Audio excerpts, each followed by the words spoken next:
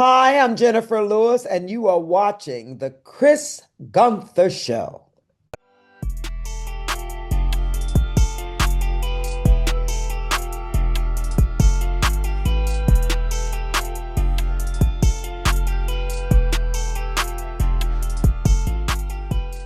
What's up, y'all? Welcome to the Chris Gunther Show. Thank you so much for watching. Remember to like and share this video. I would greatly appreciate it. On today, we are so honored to have the legend, the mother of Hollywood. Without any further ado, the Chris Gunther Show welcomes Miss Jenifer Lewis. How you doing today, Miss Lewis? Hey, sweetie, how you doing? I'm good. I'm good. I'm good. Love them glasses, man. I love how everything is matching. Thank you. Well, I think I'm cute, so I try to do a little. Yes, ma'am. And congratulations are in order because you actually just received the 2025 Yolanda D King Higher Ground Award. Congratulations to you. Thank you. It was very wow, it was very moving. I've been telling people that, I've had this amazing life, but I do believe that receiving an award from the King family is my greatest hour. I mean, the standing there looking at Dr. Bernice King. I mean, I actually sang at Yolanda's memorial here in Los Angeles Hmm. many years ago, and we were passing friends, Yolanda and I. Right.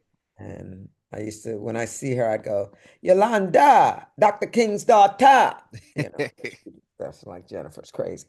And, but what a privilege to be acknowledged.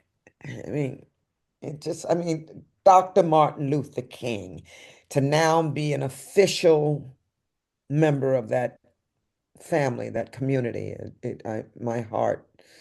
I gave everybody a selfie that night. I was so happy. I mean, all 90,000 of them. I ain't mad at it. I mean, with everything that you have accomplished, that it's not surprising that you were going to receive that. You received so many things, including a star on the Hollywood Walk of Fame. When you first started, you're a native of St. Louis. When you first started, did you have any idea that one day you would get a star on the Hollywood Walk of Fame?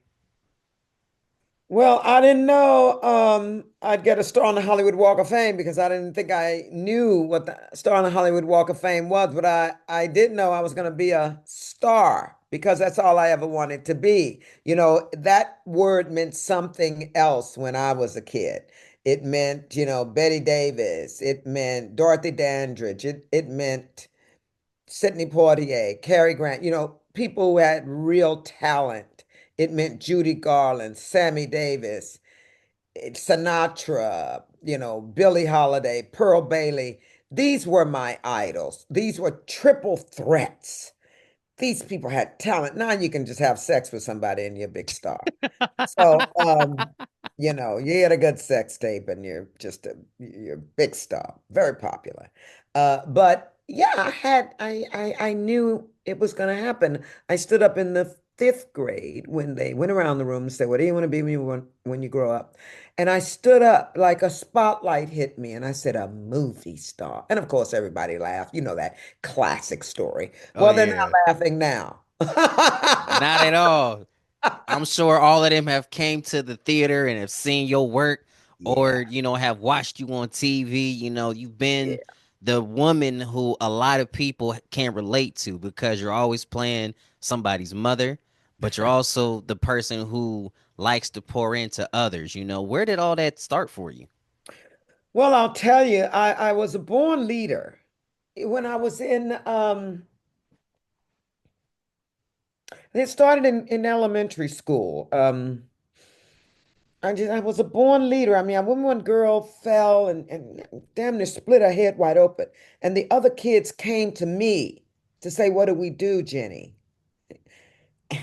I was doing double dutch and I Hmm. never stopped jumping. I was like, "Take her to the office, man." He's like, But they what y'all had to expect come, me to do? yeah, they had to come and ask me first. Um, I remember my friends were having a hard time and they were all sitting around a table and the 3-year-old, no, I think he was 4, and he was so disturbed by all these adults being upset about something, and he just blurted out. He went, "Oh, Jennifer, she's the boss of everybody." I mean, that just was so cute. Of course, I had no idea what to do, but to see myself like that in a child's eyes. Well, and then I went on to high school and I was captain of the cheerleading squad, president of my class. I went to college and I ran the theater department. And then I went to New York and I was like, oh, New York, I'm gonna conquer New York. And I did. I was on Broadway in less than 11 years. I mean, 11 years. I was on Broadway in less than 11 days after graduating college. So it's been a success story, Chris. And then, of course, after Broadway and clubs in New York, I came on out. Then I was a backup singer for Bette Midler. And then I came on out to Hollywood to be a big star. Eddie Murphy's manager, Robert Wax, brought me out here. At that time, his roster, his name was Bob Wax. He's rest in peace. He had Arsenio, Eddie, me, and Chris Rock. That was his roster. And but I wasn't ready. I wasn't ready. It was the height of the AIDS epidemic, Hmm. and I got pretty fucked up, I everybody was dying. It was unbelievable. And that's when I went into therapy and was diagnosed with bipolar disorder. And I've been an advocate for that because I really got help and those dark nights and those real high highs, that's gone now. I've been managed. I take 2 pills in the morning and I'm still in therapy. I don't go as often, but I go in for a checkup. I wanted on my face what I left on everybody else's face when I left a room. Everybody was laughing. And then, of course, I'd go home and I'd be depressed. That's the disease itself. Hmm. But I went and got help. And, then I started getting jobs. I got What's Love Got to Do with It? I got Fresh Prince. And I started working and I started growing a resume and a career that went up and up and up and up and up and up. The better I became as a person, the healthier I was inside. My career and everything else in my life reflected that. The work is inside. Right before I went to therapy, my good friend who I respected so much, she said to me, she said, Jenny, you might need help. And I was like, I'm Jenifer Lewis. I don't need help. And she looked at me, she said, there's no greater journey than the journey within. That's powerful. I was like, there's a journey within. Where is it? It sounds fabulous. Little did I know how hard that work would be, but I I'm doing it. I did it. I'm doing it, and life feels good. That's really what I can tell you. It's been a long, illustrious career, and I knock on wood every day when I say that. I have great humility that I was able to be in a business that I loved and be able to make a living doing it. You can't ask for more. So when you get that, you have to realize that you owe. You owe to give back. And that's where my revolutionary activism came to pass at the height of the AIDS epidemic.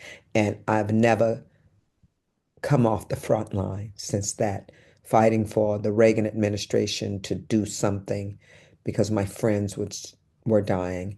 And I've been fighting for justice ever since. With all of the things that you have been fighting for, and thank you for clarifying all of that, because there are a lot of people who struggle with a lot of things behind closed doors. They Yeah. can be just as energetic in public, and then Mhm. behind the scenes they're fighting some serious demons. But you hit on something that was very profound. It was the work within, and Yeah. from that to see what you have been able to accomplish throughout your career is amazing. Now, I'm a 90s baby, okay? So I Yeah. grew up on The Fresh Prince, Aunt Helen to be exact, all right? Yeah, And yeah. I've seen every episode of it. You know, I love to see the banner between you and Uncle Phil. Personally, I feel that the the Smith sisters should have got some type of spinoff. That's just me. I just want to put that out, you Well, know. that would have been great. Yeah, because we were a big hit together. And I have to raise my hand and admit that I came up with the diva, diva. Hey, I loved Uh, it, man. yeah. There was something I wanted to go back to. You talked about the activism. It will come back. Oh, I don't know what all we're going to talk about today, but I do want to interject this, Chris, just in Absolutely. case, just in case we don't hit up on it, because there's a lot going on right now, with Trump being in the White House.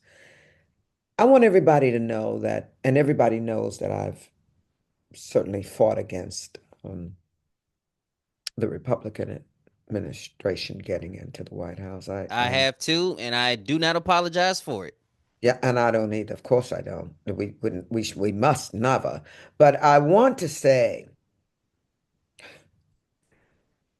oh boy, our responsibility now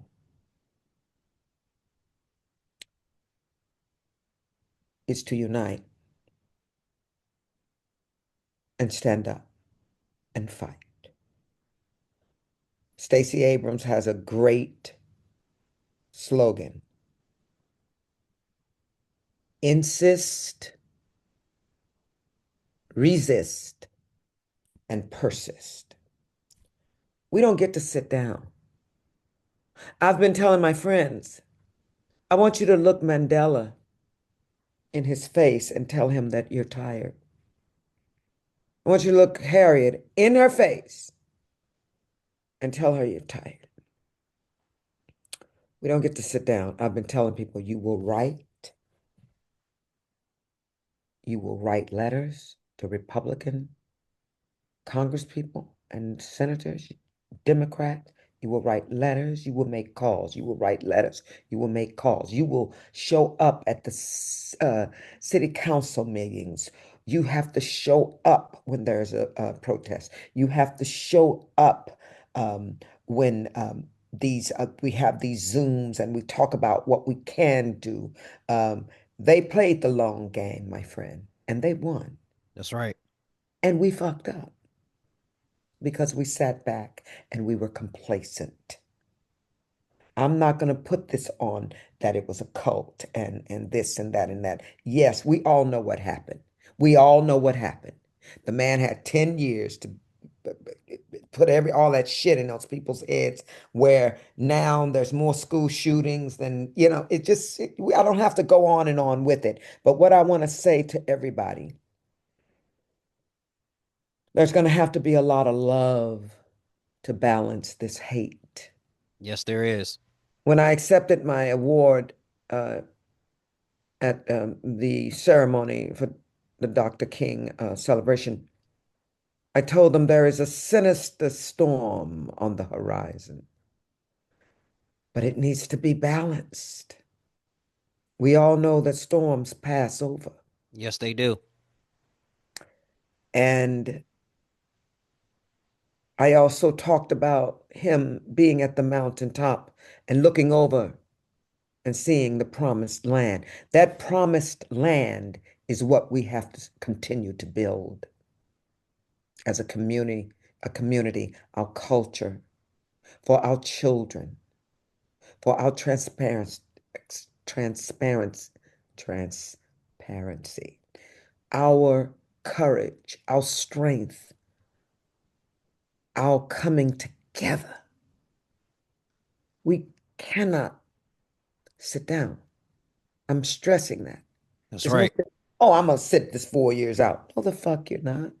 Because it's coming to your door. And it's gonna be to the point where you can't ignore it, even if you That's tried. right. It's coming with your pension. It's coming with Social Security. It's coming with your gay friends. It's coming with the children, school lunches. They're on the move, and it is sinister. And they've come out of the gate and they're going to fight, fight, fight, fight, fight, fight, fight, because they know one day it's going to end. So they're getting everything in they possibly can. And we are not going to sit back and say there's nothing we can do. Yes, we can. We will continue to unite and stand and do the hard work. Whenever things like this come up, it really makes me wish shows like A Different World and Blackish were still on the air. And the Mhm, reason why I say that, not just because you were a part of them, but because of the storylines that came with those type of shows. One of mhm. my fondest memories of you on A Different World, as you know, Dean Dorothy, was when you had told the young man, don't Mhm. call this young woman something you would not want somebody to call your mother. Absolutely. And here we are years and years later, and this crazy administration is now in, and they're going to be saying a lot of stuff that they think is okay. And deep down inside, we're like, nah, this stuff is not Well, cool. what they don't know, and unfortunately, what I don't think they don't care about, is that it will come to their door. We're all one, you know. Yes, we are. Nobody's getting out of here alive. But you know, after Seti came Ramses. After Obama came Trump. It's the history of the world. I was at the airport the other day coming from Atlanta, and I bought a National Geographic because it had ancient histories, stories. It's just war after war after war. This one comes in and rules. That one comes in and rules. And then this changes and that changes. This religion, that religion. It's my thing when he won the first time was I thought white people loved their children more than they hated us. Hmm. And after Sandy Hook, when they didn't change one gun law, these were white babies. Right. I knew we were in trouble. I was like, wait a minute. You know, these motherfuckers are serious. To put a reality TV star, it's it's it's unthinkable. And of course, we all thought we had evolved beyond this.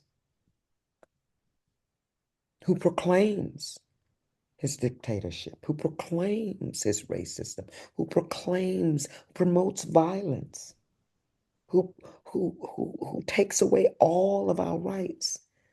This he wants to take away freedom of speech. He wants a totalitarian state. But let me say this. See, as Americans, we have been privileged to believe the illusion that we have been free all of these years. Right. So since we've had that privilege and present, I was able to live the American dream. I came from extreme poverty to great success. Hmm. Knock on wood once again. And let me just claim my definition of success. It is measured by how big the smile is on my face, not my bank account. Okay, let's get that straight right now. But we owe the world to show them that because we have been so privileged, we cannot sit down. Not at all. We can't sit down. We have to show them that I'll never forget. I was on a cruise, Chris, I think in Indonesia somewhere. And this Canadian man got on the elevator and he recognized my American accent. And he tore into me Mm. about us putting uh, him into office, that he was even running against Hillary at that was back then. Oh, yeah. Maybe he tore into me, and guess what? I let him. Hmm. He said, "What's wrong with you people?" I was like, "Oh, I'm voting for Hillary, but I just let him. He said, what is wrong with you people?" I mean, he went in, and you know me, I'm a sister. I'll take Yes, some. you are. But I didn't do, I let him go in because we fucked up. We And let a TV reality star, a con artist, a rapist, a sociopath, a narcissist get into the White House with his finger. I looked it up on 2,300 nuclear warheads. sure did. I just went, wow. And truly, I thought we had evolved. Oh, the disappointment. Now, we do know, Chris, every great empire must fall. Every single one. But in God we trust. I never thought I'd live to see it. But since I am alive, my friend, I will be on the front line. I'll take the bullet for this revolution. You understand me? Yes, ma'am. Just because I've been given so much. And all I got to do now is give back, especially after my fall in Africa and coming back from that I was to actually right. I was actually getting ready to hit on that because you did fall and it was a very traumatic experience. And as I was doing the research and I saw it and I was just like, the only way that she is still alive is because God is so real. absolutely, No absolutely. ifs, ands, or buts about it. I just so the people don't know, I fell off of an unsecure deck at my hotel in the middle of the Serengeti. I fell 10 feet. Jesus, Chris, it's just epic. I mean, how do you even talk about it? Right. Uh, but I fell into a pit of wild animals. I was able to wake up my traveling partner who was had a room way in the back, but everybody knows I got a big voice. But I was able to wake her up and she ran for the Maasai warriors, came to rescue me.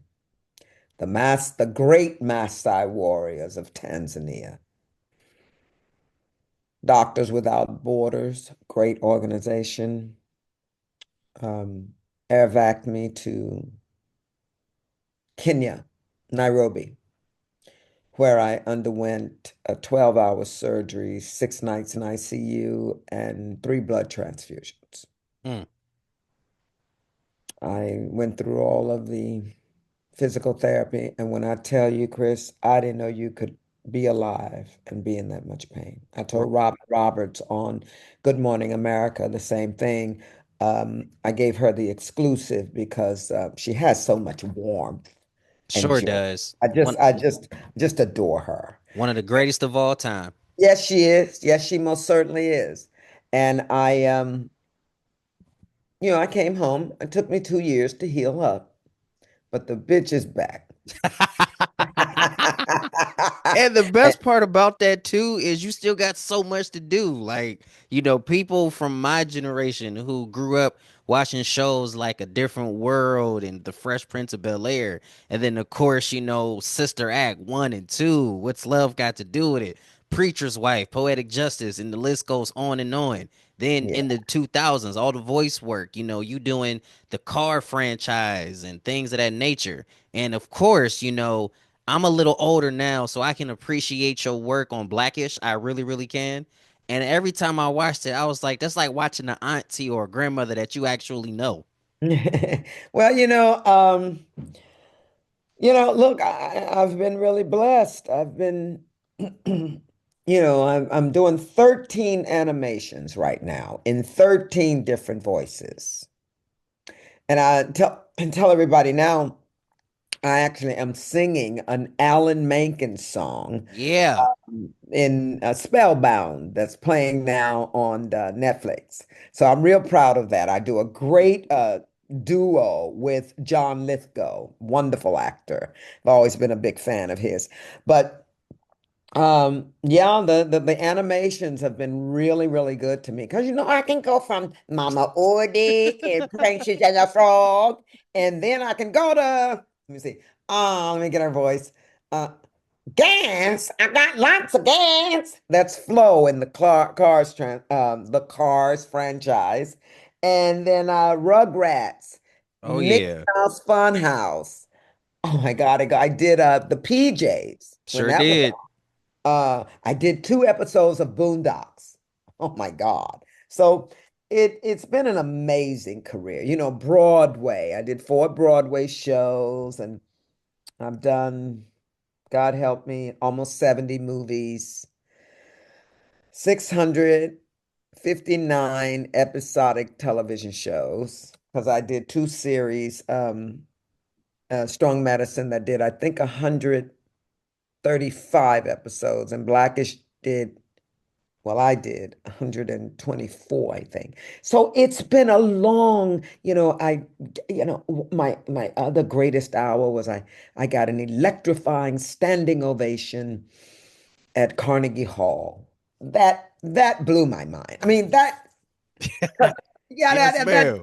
that did it, man. That did it, you know. And then the star on the Hollywood Walk of Fame, and then um, let's see, it was TV, film, Broadway, and then concerts all over the world. And thank God, I mean, this I'm really grateful for.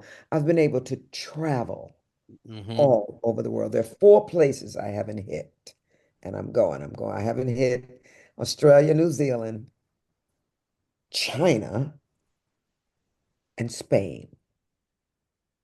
So don't ask me how I didn't get to Spain, but I've got to get to Spain. Um, yeah, and I've been really blessed, and I'm a happy girl because I did the work. I went and took care of myself, and now I'm aligned in my skin, and I gave up all my secrets in the Mother Black Hollywood, my memoir. So I'm free. I mean, far from perfect, but I'm free because I got no secrets, man. We're as- we're as sick as our secrets, you know? Yes, But we are. yeah, so I got none. So you can ask me anything. Nothing wrong with that. One of the things I gotta jump in here with, you've worked with so many amazing people from Mhm. TV and movies and animation. If you could assemble the perfect cast for any type of project that you would love to, accomplish this year, who do you think would Wow. make the cut? Wow. That's a big one. Wow. You got me on that one. Let me really think about that. Who do I want to work with? Well, I would love to work with Viola. Viola and I have never worked together. Um, Little Kiki. I like Kiki Palmer. Me too. I like Kiki a lot. Let's see. Viola Kiki. I don't know many people anymore. That I've already worked with them. Um, I can tell you who I loved working with, but I don't even know people to name them for you. I really don't. I don't even know who's doing what anymore. I don't know who's out there. I'm busy writing books now, and I'm not in. I don't watch TV anymore. I don't know what's going on, Chris. I'm into my activism now. Who can I help? What can I do? That's why I'm doing your podcast. I want to be supportive of you. You're a young African American man that's out here doing the good work. I'm here, man. I'm right here. If you guys, you know, have the will to contact my people and say, can I talk to Jenifer? If I got the time, I'm going to say yes because I want to support you guys. We need more conversation. We need more intelligent people to bring the wisdom, to bring the grace, to bring the excitement, to climb that mountain that Dr. King climbed. And we got to climb to the top, young man. I'm talking Everest. And we've got to build that promised land. We cannot mm, sit down. I want to read you something right now. Yes, ma'am. It's a song that I'm going to post. Um, where is it? Here it is. I'm going to post it maybe tomorrow. Goes a little something like this. If you were to write a song about yourself, what would the first line be? Is it an up-tempo? A ballad? What's the melody? Now, sit down and write about yourself. Put it in the form of a letter. Tell the truth, the whole truth. Now ask yourself, do I feel better? Because we're going to need warriors who know who they are. Warriors unafraid. We're going to need warriors who remember the price all of our ancestors paid. We're going to need warriors who are ready to stand, warriors willing to raise a hand, warriors who know right from wrong, warriors who know the road is long, warriors who are free to sing their song. That's what we need now. Extreme, extremely powerful, and that feeds into one of the last questions. We all need each other now more than ever. Yes. We all do. There's no ifs, ands, or buts about it because we understand what is now at our front door.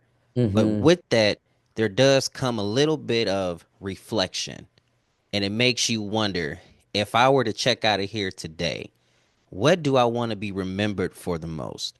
So, one of the final questions I'm going to ask to the Queen, Jenifer Lewis, if this is one of the last interviews you do, which we pray to God it's not, because I love the work that you do. Okay, I really, really Oh, do. don't worry. I ain't going nowhere. I've seen my death. I'm going to be 250 years old. Don't worry Yes, about man. Well, it. what? So, what do you want to be remembered for the most? Wow. There is a song, white boy. His name is Hoosier. I think he's from Norway or he's from Europe, somewhere in Europe. White, beautiful man with long hair, revolutionary. He wrote a song called Nina Cried Power. He's talking about Nina Simone. Nina cried power. And there's a song that Nina Simone sings. It goes, oh, Cinnamon, where you gonna run to? Oh, Cinnamon, where you gonna run to? Mm, along them way. And then she just keeps going, power, power, Lord, power, power, Lord. Keep going, power. She just over and over and power, power, Lord, down, down, down, power. I want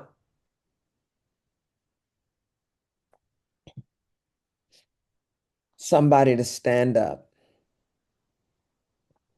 and say, Jenifer Lewis cried power. That's what I want. I want them to know that I didn't sit down. I want them to know that when I think of Harriet Tubman, I don't just think of her running. I think of her running on her period. Do you understand? With rags between her legs, Hmm. waiting for the sun to get to the right angle where the shadow from an oak tree would cover them from a sniper.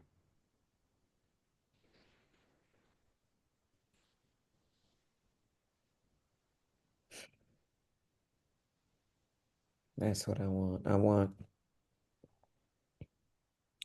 I want Harriet to be proud of me. I want Nelson Mandela to be proud of me. That I didn't sit down, that I didn't rest on my laurels, that I cared about somebody other than myself, and that I did my best. And from St. Louis, Missouri to Hollywood, California to being known all around the world, I think it's safe to say you have done your best in everything. Before we get out of here, what are some of the things that you have coming up that your fans can look forward to? Oh, well, besides Spellbound on Netflix, um, not much is coming up, since Blackish. I just been going out doing a lot of book signings for I think they're here because I'm having to read them in order to write the third book so I don't repeat stories. This is true.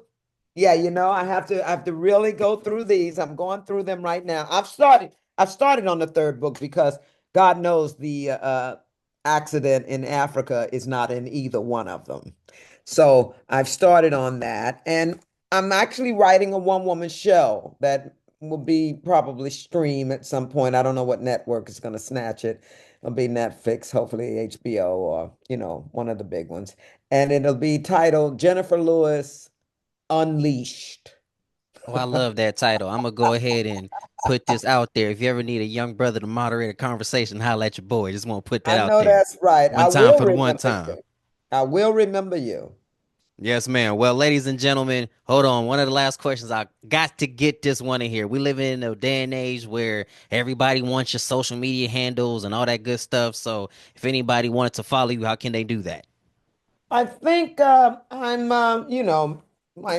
my team, the team, they deal with all that.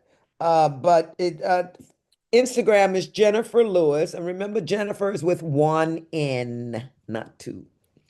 Jenifer Lewis for real. That's the Instagram, and then Facebook, I think, is Jenifer Lewis for real. And you can look all that stuff up and follow me. And I say follow me only because I'm going to be telling y'all some smart people to listen to. Stacey Abrams, Jasmine Crockett, Jamie Raskin, people who are on the front line fighting for justice and for all of the, um, um, Newsom, all of them who are on the front line. We've got to get behind them and not be lazy. That's the perfect way to end it. Ladies and gentlemen, the queen, Jenifer Lewis, on the Chris Gunther Show. Cue my theme song. I'll see y'all next time.